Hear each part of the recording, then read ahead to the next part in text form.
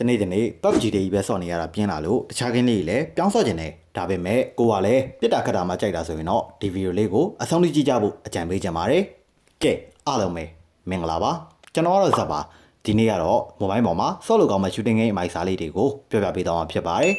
ဗီဒီယိုလေးမစခင်မှာအင်္ဂလိပ်အိမ်နိုင်တွေဝယ်ဖို့ယုံကြည်စိတ်ချရတဲ့ Top Seller ကောင်းကောင်းရှာနေရဆိုရင်တော့ကျွန်တော်စီမှာဈေးသက်တာနဲ့စိတ်ချလက်ချဝယ်ယူအားပေးလို့ရပါပြီမိုဘိုင်းလေးကြတိုင်းမှာ PUBG UC ဖြင့်တခြားကိန်းတော်တော်များများကိုတနေရာထဲမှာဝယ်ယူလို့ရမှာဆိုတော့ brother တို့အတွက်အဆင်ပြေနိုင်ပါတယ်ဝယ်ယူချင်တယ်ဆိုရင်ကျွန်တော်ရဲ့ TikTok ကောင်နဲ့ Telegram Channel တွေမှာလာပြီးတော့ဝယ်ယူလို့ရပါတယ်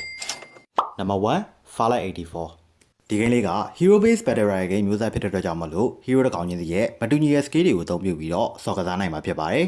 graphic ကလည်းကောင်းပြီးတော့ mobility မြင့်နေပြင်နေရာမကုတ်တက်တဲ့ feature တွေကလည်းပါတာဆိုတော့တော်တော်ဆော့လို့ကောင်းပါတယ်တစ်ချိန်က Apex Legends လို vibe မျိုးရှာနေရဆိုရင်တော့ဒီဂိမ်းလေးကိုစမ်းထိုင်ကြည့်ကြဖို့အကြံပေးချင်ပါတယ်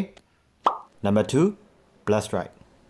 ဒီဂိမ်းလေးက nice ကထုတ်ထားတာဖြစ်ပြီးတော့ fast paced battle royale game မျိုးစားဖြစ်ပါတယ်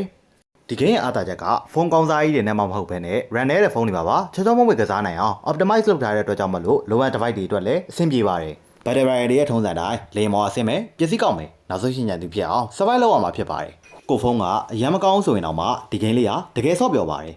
Number 3 Data Force ဒီဂိမ်းလေးကတော့တကယ်စစ်မြေပြင်ထဲမှာပြစ်ချင်ခတ်ချင်တဲ့ brother တွေအတွက်စောကြည့်တဲ့ဂိမ်းကောင်းလေးတစ်ခုပဲဖြစ်ပါတယ်ဒီဂိမ်းလေးထဲမှာ attacker နဲ့ defender ဆိုပြီးနှစ်မျိုးရှိပြီးတော့ attacker တွေက defender တွေရဲ့နေမြေတွေကိုသိမ်းယူရမှာပါတနက်ပြတဲ့အခါမှာ require တွေကလည်းတကယ်စစ်လို့ခန်းစားရစီပြီးတော့ကိုကင်ညနဲ့တနက်ကိုလည်းစိတ်ကြရွေးချယ်နိုင်ပါတယ်ဒါအပြင်တန်ကားတွေနဲ့လေယာဉ်တွေမှာပါမှာဆိုတော့တကယ်စစ်မြေပြင်ထဲရောက်သွားတယ်လို့မျိုးခန်းစားရမှာဖြစ်ပါတယ် Number 4 Sausage Manဒီ game လေးကလူတွေစားရည်စရာကောင်းတဲ့ဘုတ်အကြောင်းယူလေးနဲ့ကစားရမှာဖြစ်ပြီးတော့သူတို့ရဲ့လှုပ်ရှားမှုတွေကအရန်ရည်ရပြီးတော့ချစ်စရာကောင်းပါတယ်ဒီလိုပြင်ပန်းပုံစံကကလေးကစားစရာလို့ထင်ရပေမဲ့တနက်ပြတဲ့ပုံစံနဲ့အသက်ရှူအောင်ပြီးတော့စနိုက်ပါပြည့်ရတဲ့ပုံစံတွေကတကယ်ရှူတာဂိမ်းတွေလိုမျိုးစနစ်ကျပါတယ်တခြားစိတ်ဝင်စားစရာ skill တွေနဲ့ feature တွေလည်းပါတာမလို့တကယ်ဆော့လို့ကောင်းပါတယ် battle royale vibe ကိုလည်းအပြည့်အဝခံစားမှာမလို့စမ်းစောကြည့်တဲ့ဂိမ်းလေးတစ်ခုပဲဖြစ်ပါတယ်ဆိုတော့ဒီနေ့ကတော့ဒီလောက်ပါပဲ